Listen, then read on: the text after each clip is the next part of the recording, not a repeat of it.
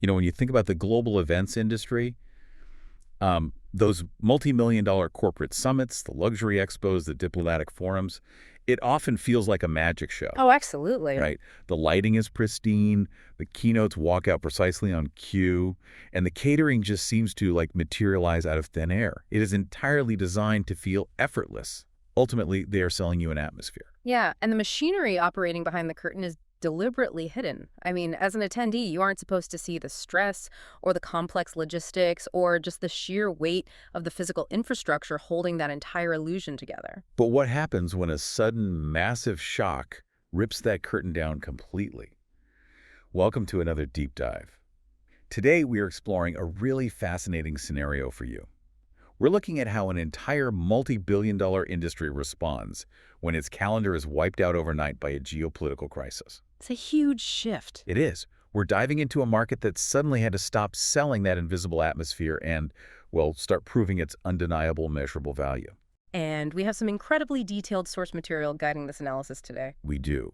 We are pulling from a comprehensive market report titled A Market That Did Not Break.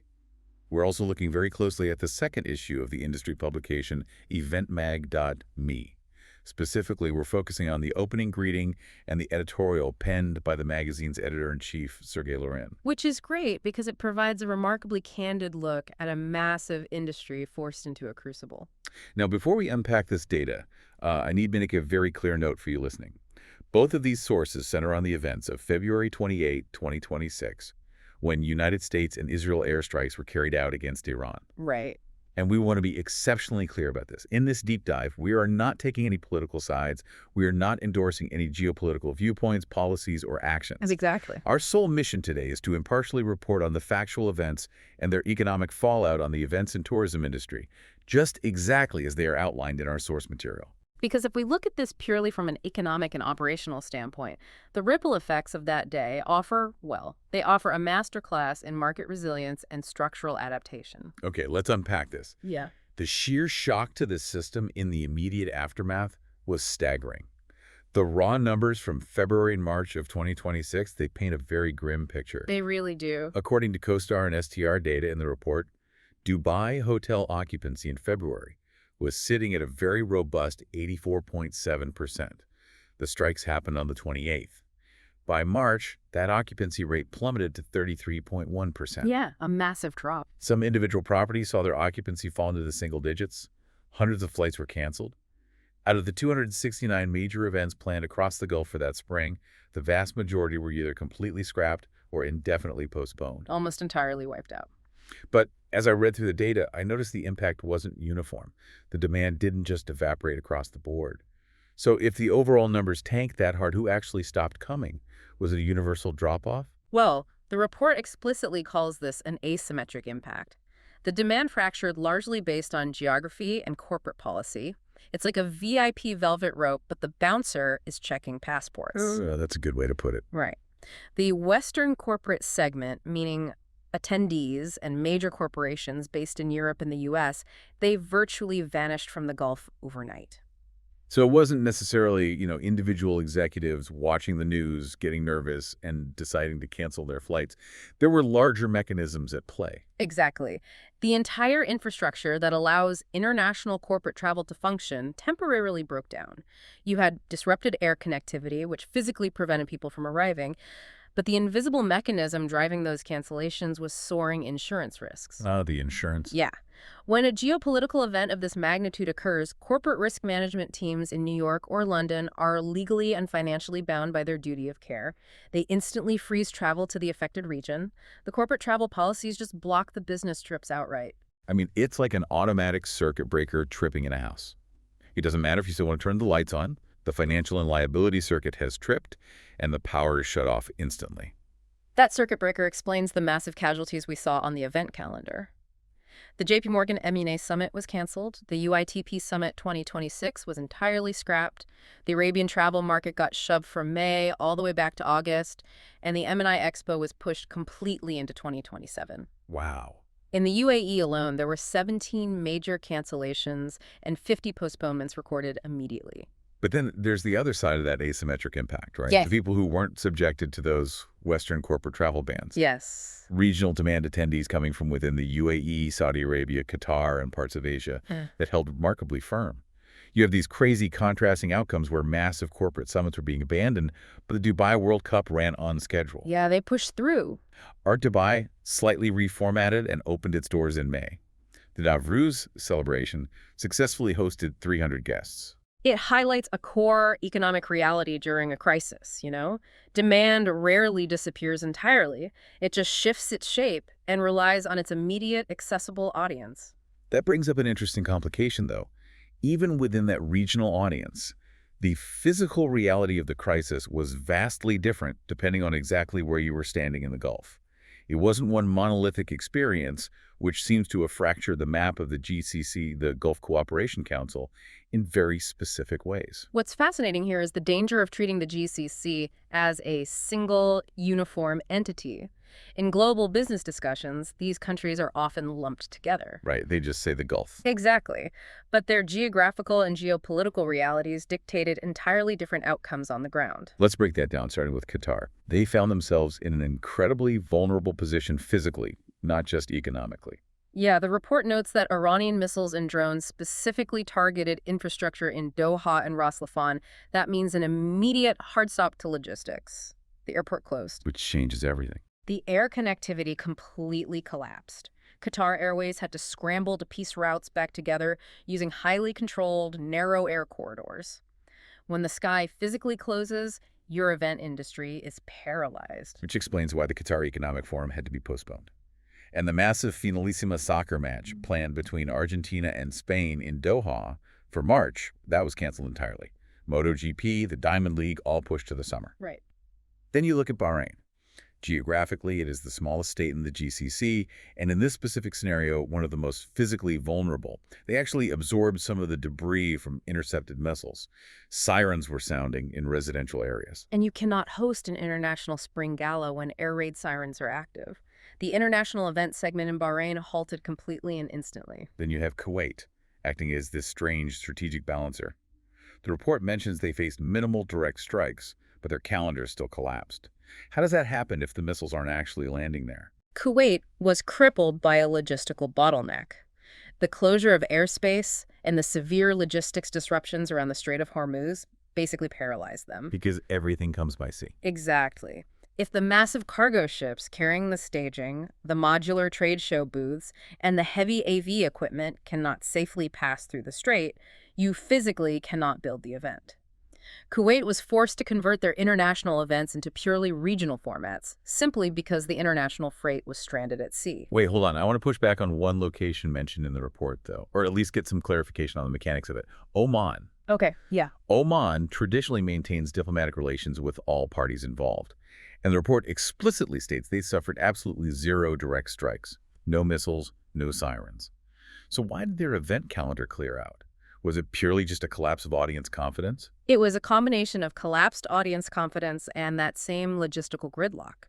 Oman lost major events, like the Muscat International Book Fair was postponed, and a major industry event called X by Mice Book relocated entirely to Spain. Wow. And the organizers didn't cite a specific security threat in Oman. They cited the regional situation. Which is just corporate speak for, our attendees are too spooked to fly anywhere near the region and our staging equipment is stuck on a boat anyway. Precisely. For a place like Oman, the pause was logistical, not existential. The infrastructure was fine, the venues were safe, but the mechanisms to get people and materials there were broken. That realization that the primary driver of the market freeze was broken logistics and temporary panic, rather than a permanent destruction of the destination's appeal, that explains exactly why some of the biggest players in the UAE decided to take a highly unusual gamble. It's a huge pivot. Imagine you own a massive high-end retail store. Suddenly, an unprecedented blizzard hits your city. Nobody is coming in. You're staring at single-digit foot traffic. You could panic. You could run a massive discount sale to try and drag a few freezing people through the door.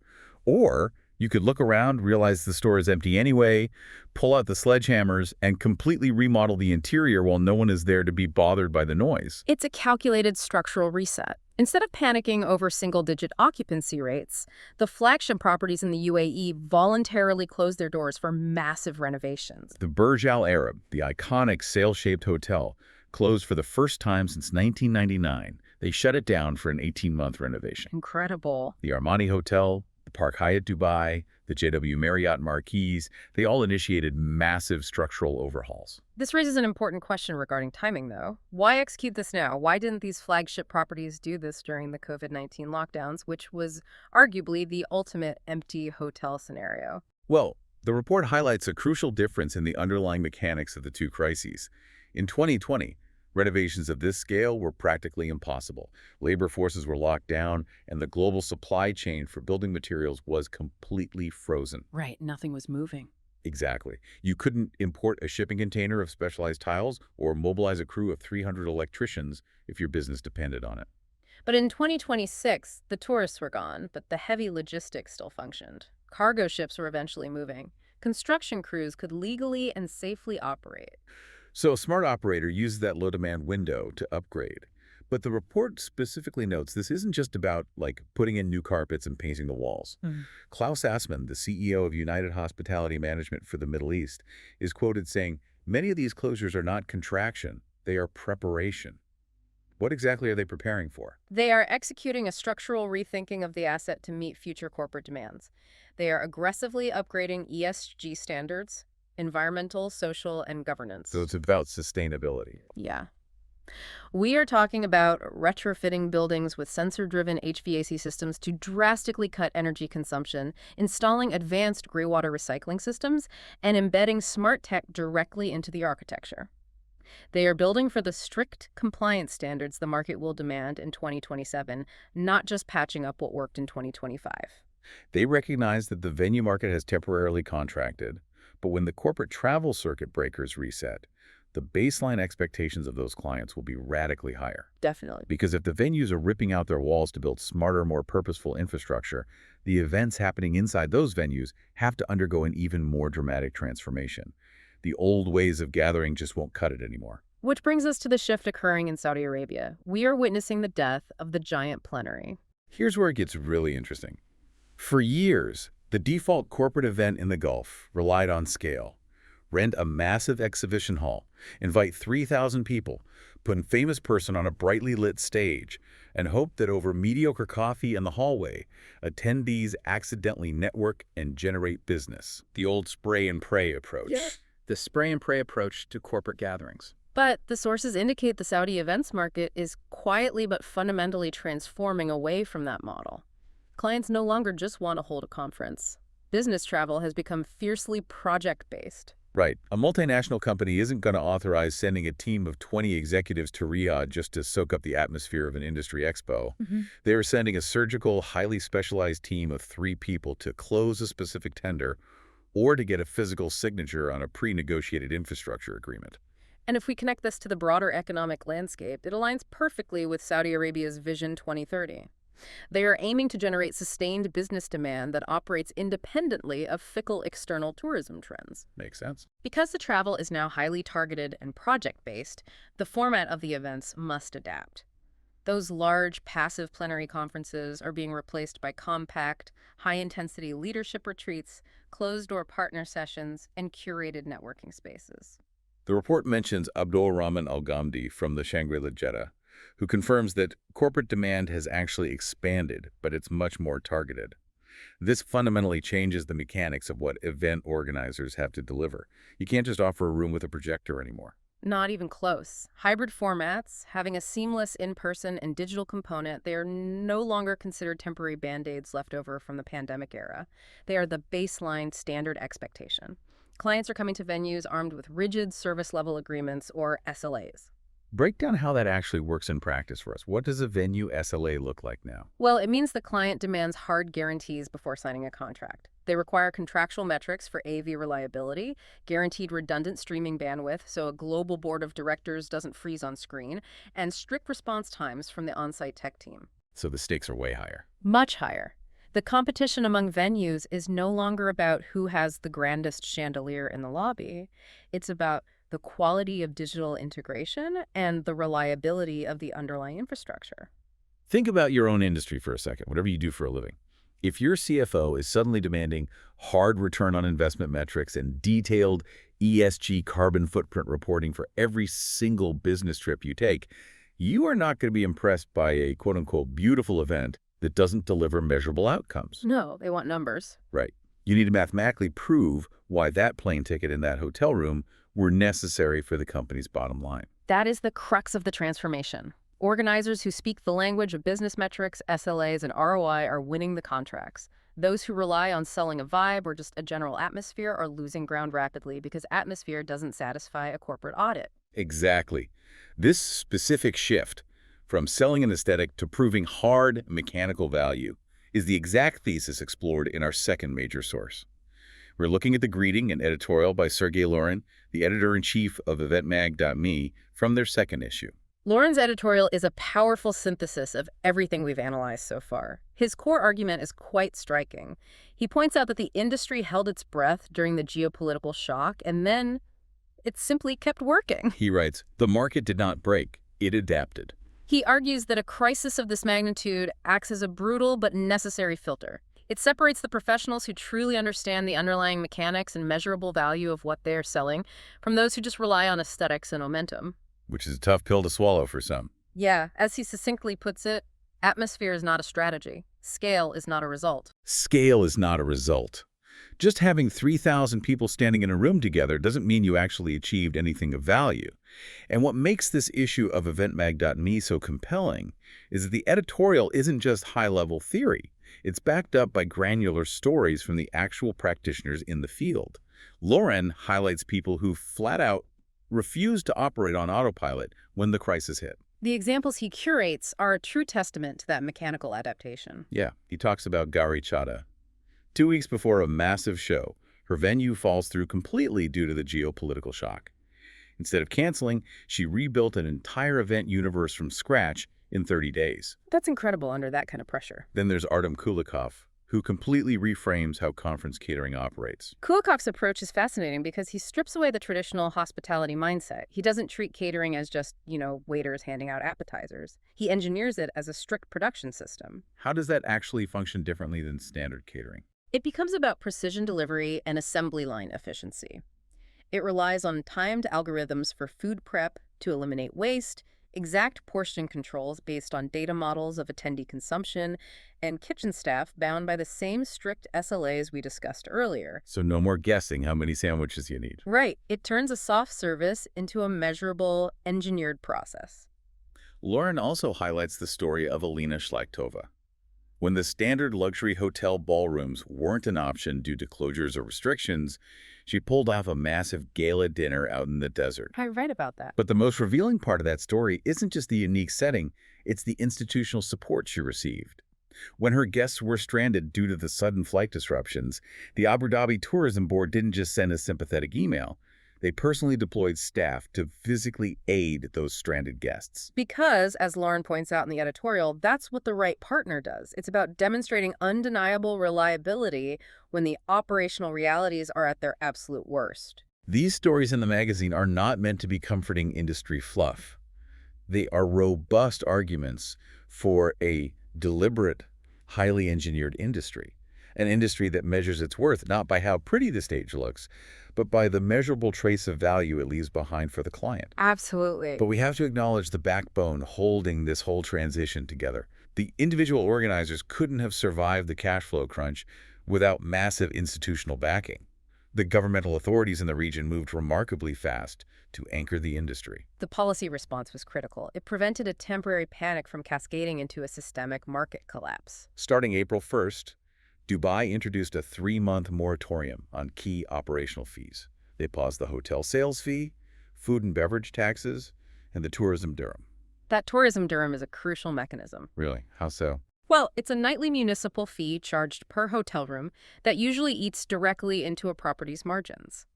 By entirely pausing the collection of these fees, the government instantly injected breathing room into the cash flow of these operators. It allowed them to survive the single-digit occupancy months without mass layoffs. And the cooperation went beyond just local taxes. On April 12th, all the GCC tourism ministers convened for an emergency video conference. They didn't retreat into isolationism. They reaffirmed their commitment to their long-term 2030 strategy and kept pushing forward on their unified GCC visa policy. ensuring that when the tourists did return, the borders would be easier to cross than ever. Exactly. And perhaps most tellingly, not a single long-term infrastructure project was canceled during this crisis. Yeah. The massive Dubai World Trade Center expansion, the Etihad rail network connecting the Emirates, the Gold Line Metro, all of it remained fully funded and on track. Which sends a huge signal to the market. The physical foundation of the future economy continued to be constructed even while the surface-level events were paused. So what does this all mean when we put the pieces together? We've looked at the empty hotel rooms, the canceled flights, the massive structural renovations, the shift to hyper-focused, ROI-driven events, and the rigorous production standards championed by Sergey Larin in eventmag.me. It means that the geopolitical shock of Q1 2026 was undeniably painful, but it was fundamentally temporary. The structural shifts it accelerated, however, are permanent. We are witnessing a definitive, irreversible move from an economy dependent on high-volume, atmospheric tourism to a diversified, highly measurable, project-driven economy. The definition of normal didn't disappear. No, as the report notes, normality simply changed its address. The industry professionals who survived this crucible are the ones who understand how to navigate that new address. It all comes back to that idea of the magic show. The curtain got ripped down. The events industry was forced by a massive crisis to stop selling an invisible atmosphere and start proving its undeniable mechanical worth. Yeah, the illusion is over, and the real work has started. And that leaves me with a thought for you to mull over as you step back into your own day. Take a look at your own job, your own industry, or even just your daily tasks.